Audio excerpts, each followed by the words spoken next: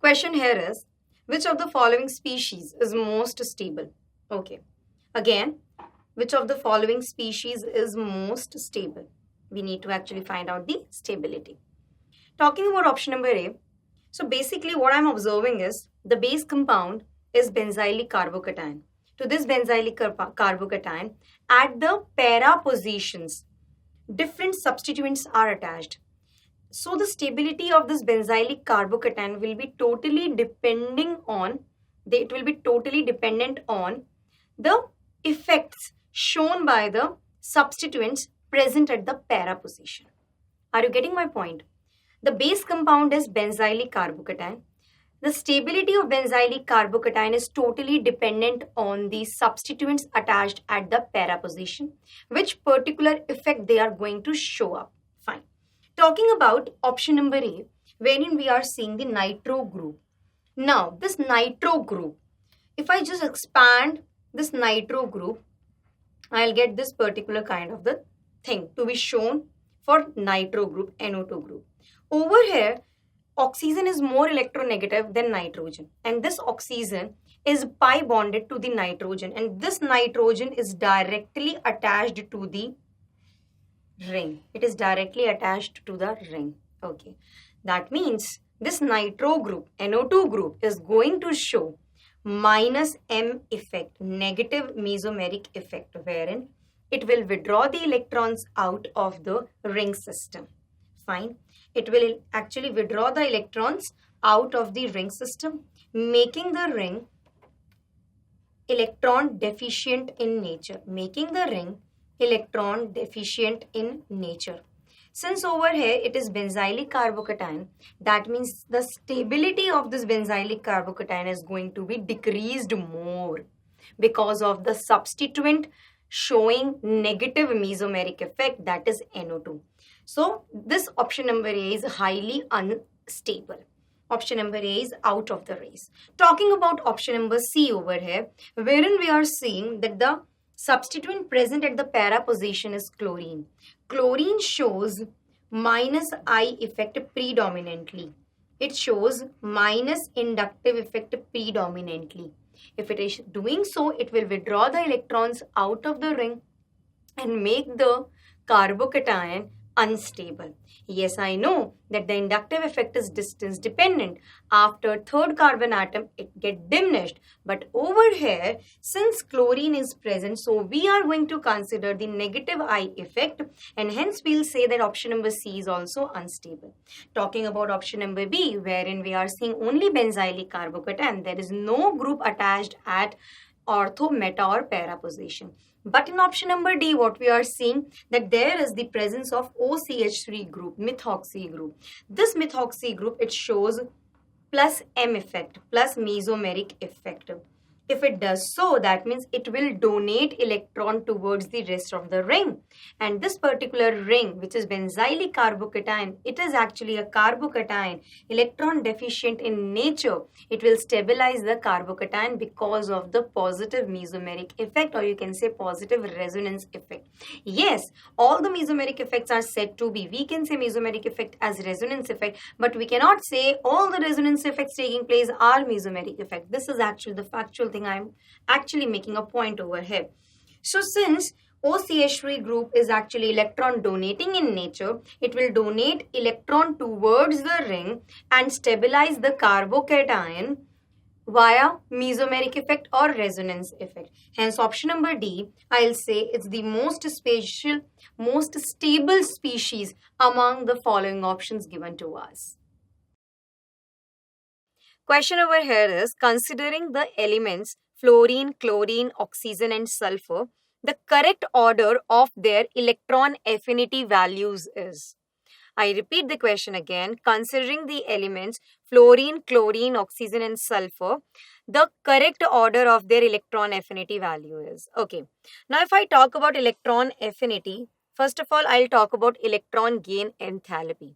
Sometimes we refer electron gain enthalpy as electron affinity, but there is a minute difference between electron gain enthalpy and electron affinity. What do you mean by electron gain enthalpy? I'll say it's the amount of energy released when an electron is added to an isolated gaseous atom. Okay. Now, over here, energy can be either released or absorbed. Energy over here either can be released or absorbed, okay, while we are adding an electron. Now, if I talk about the sign convention for electron gain enthalpy, so electron gain enthalpy,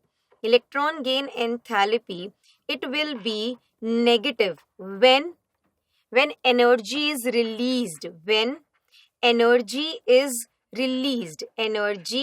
is released while we are adding an electron, while adding an electron. An electron gain enthalpy will be having a positive sign when energy is supplied to an atom for addition of an electron. When energy is supplied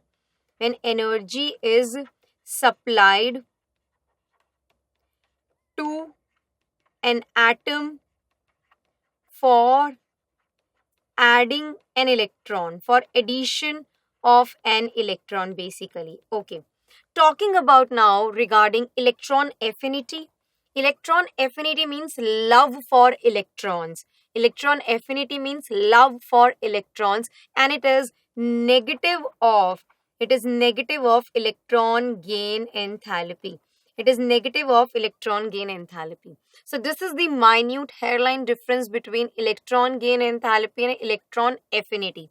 Over here, if I talk about the electron affinity values for fluorine, chlorine, oxygen and sulfur, I'll say one thing, that while we are moving from left to right in a periodic table, what happens is that electron affinity values, the negative values, they increases from left to right across the periodic table, which means that electron affinity value, okay, of fluorine should be higher in comparison to the 16 group elements oxygen and sulfur. Over here, I mean to say that electron affinity values, okay, the negative values I'm talking about, since electron affinity values, they are increasing from left to right in a periodic table. That means halogens, fluorine and chlorine, they'll have high value of electron affinity in comparison to group 16 elements. Fluorine and chlorine are group 17 elements and oxygen and sulfur are group 16 elements. So electron affinity value of halogens will be greater than electron affinity values of group 16 elements. One thing that has been considered. Now, if I talk about fluorine as well as oxygen, they are the smallest elements of their respective groups. Fluorine and oxygens are the smallest elements of their respective groups. Now, while we are adding an electron, if I just talk about the valence shell electronic configuration of fluorine, if I talk about the valence shell electronic configuration of fluorine, what it will be? It will be 2s2, 2p5. And for oxygen, it is 2s2 and 2p4 basically. Okay, so the valence shell electronic configuration of fluorine is 2s2, 2p5, and it is the smallest element of its respective group. Adding an electron to its valence shell, it will create a severe electron-electron repulsion. It will create a severe electron-electron repulsion. Okay, why? Because the size is very, very small. Hence, the electron affinity value of fluorine is actually lesser than the electron affinity value of chlorine. The size of chlorine is bigger in comparison to fluorine, so it will actually add an electron, and hence it will actually add an electron very nicely, okay, and there will be no problem in the repulsion thing I'm talking about. Over here in fluorine, there is severe electron-electron repulsion going to take place. That is not going to happen for chlorine. Hence, the electron affinity value of chlorine will be greater than fluorine. Same is the case with oxygen over here. Since it is the smallest element of its respective group, what is going to happen? That addition of an electron to its valence shell electronic configuration. Addition of an electron to its valence shell will cause severe electron-electron repulsion. Hence, the electron affinity value of sulfur will be greater than that of oxygen. Like this. Okay, so this is the order. This is the correct order of the electron affinity values when we are talking about the elements fluorine, chlorine, oxygen and sulfur. So it's chlorine, then fluorine, then sulfur and then oxygen. Hence option number C is the right answer to this particular question. Question over here is the vapors of phosphine gas. The vapors of phosphine gas, that means PH3 gas, at 27 degrees Celsius and 3 bar pressure has density of. Now, there is a relationship between density and pressure. This we have studied in the chapter states of matter. Okay. So over here, I'll just write it down straight away, the relationship between density and pressure for the ideal gas only. So D density is equals to M upon RT. This is the relationship between density and pressure. So over here, we are given with the temperature 27 degrees Celsius, converting into Kelvin, adding 273. It is equals to 300 Kelvin. Clear? 3 bar. Now, if I want to convert this bar into ATM, what should I do? We know that 1 ATM is equals to 1.01325 bar. So, I can approximately say that 1 ATM is approximately equals to 1 bar, which means that 3 bar will be equals to 3 ATM. Clear? We can write it down. So, D density is equals to pressure. Pressure is 3 ATM over here. Talking about the molar mass of phosphine. The molar mass, if I calculate for phosphine, it is equals to 34 grams per mole. So just write it down. It's 34 grams per mole. Divided by R, the universal gas constant. We want our answer with the units in grams per liter. Okay, so if I just take the value of universal gas constant R, I'll take the value 0.0821 liter ATM per mole per Kelvin. This value I'm going to take. So it is 0.0821 liter ATM per mole per Kelvin. Okay, multiplied by T temperature, which is 300 Kelvin. So this Kelvin cancels out with this Kelvin, this mole cancels out with this mole, ATM cancels out with ATM. So the units for the answer will be in grams per liter. When you solve this particular expression, 3 into 34 divided by 0.08 multiplied by 300. You need to solve this. So it's 3 ones are and 3 hundreds are. Okay, so it is 34 into 100 divided by 8 into 100. 100 cancels out with 100. Okay, so your answer for this question will be approximately equals to 4.14 grams per liter. So 34 divided by 8 will be 4.14 grams per liter. So D density, the vapor of phosphine gas at 27 degrees Celsius and 3 bar pressure has a density of 4.14 grams per liter. Therefore, option number B is absolutely the right answer to this question. Question over here is, molar heat capacity of water in equilibrium at constant pressure is what? So over here, water is in equilibrium with vapor. We need to find out the molar heat capacity of water in equilibrium at constant pressure. Now, molar heat capacity C is equals to dQ by dt. Condition over here given to us is at constant pressure. So it will be Cp, which will be equals to dQp upon dt. dQp is the heat supplied at constant pressure, which will be equals to change in enthalpy dH. If the condition was given to us at constant volume, then it would have been dQv, which would be equals to change in internal energy. Okay, clear? So at constant pressure, heat supplied will be equals to change in enthalpy dH. So we'll write it as dH upon dt. This was at constant pressure. At constant pressure. Now remember one thing, that at equilibrium, temperature is constant. At equilibrium, temperature is constant. If at equilibrium, temperature is constant, it means dt tends to 0. If dt tends to 0, that means Cp, molar heat capacity of water in equilibrium at constant pressure, it is equals to infinity. Therefore, option number B is the right answer to this question. Now, let's explain this particular thing and let's understand this particular thing with the practical aspect.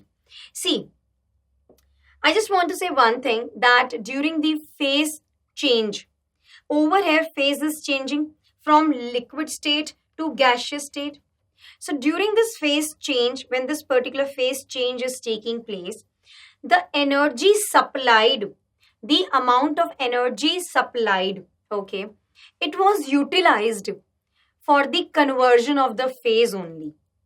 During the phase change, when it was taking place, the amount of energy, the amount of heat we supplied, it was all utilized for the conversion of the phase. And temperature raise was not taking place. There was not any increase in the temperature. Temperature was constant. Despite being providing so much amount of the energy, temperature was actually constant. Only the phase conversion was taking place. Only the phase conversion was taking place. Since temperature was constant, that means the molar heat capacity, okay, for this particular phase conversion, which is in equilibrium at constant pressure, will be equals to infinity. Is it clear? So over here, a small concept of latent heat of vaporization has been also introduced. Okay, wherein we are talking about the conversion of the phase from liquid to vapor without having any change in the temperature, without having any raise in or increase in the temperature, despite being providing the huge amount of the energy. So only over here the phase conversion is taking place. So I'll just say the molar heat capacity of water in equilibrium at constant pressure, wherein we find that the temperature is constant, it is equals to infinity. Option number B is the right answer to this question. Question is, the reaction CO in the gaseous state plus rice H2 in the gaseous state is in equilibrium with CH4 in the gaseous state plus H2O in the gaseous state, is at equilibrium at 1300 Kelvin in a 1 liter flask. The gaseous equilibrium mixture, it contains 0.30 moles of CO, 0.10 mole of H2 and 0.020 mole of H2O and an unknown amount of CH4 in the flask. Determine the concentration of CH4 in the mixture. The equilibrium constant Kc for the reaction at the given temperature is 3.90. Over here we are given with the number of moles of carbon monoxide, H2 and H2O at equilibrium. We do not know the concentration of CH4 in the mixture. We want to actually determine the concentration of CH4. Equilibrium constant Kc have been given to us, which is equals to 3.90. So if I just write straight away the equilibrium concentration of each and every reactant as well as product, what should I write as equilibrium concentration? For CO, it will be number of moles divided by volume. Number of moles for CO is 0.30 and the volume given to me is 1 liter. This is the equilibrium concentration for CO. Let us, before actually I go with any other thing, let us consider the concentration of CH4 in the mixture be equals to X molar. Let the concentration of CH4 in the mixture is equals to X molar. Clear? So the equilibrium concentration of CO, I have written it down. It's 0.30 divided by 1. For hydrogen, it will be 0.10 divided by 1. For CH4, I just told you, let us consider it as X molar. These are in molar. Okay, talking about H2O, it is 0.020 divided by 1 molar. Fine, these are the equilibrium concentration values. Now, Kc, the value of Kc, or first of all, let's write the expression for Kc. It is equals to the concentrations of the product by concentrations of the reactant.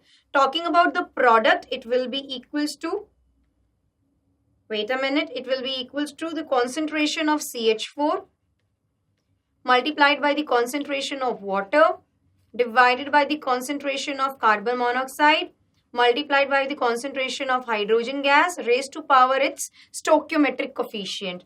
The concentration value for CH4 is x molar. For H2O, what is the concentration value for H2O? It is 0.020.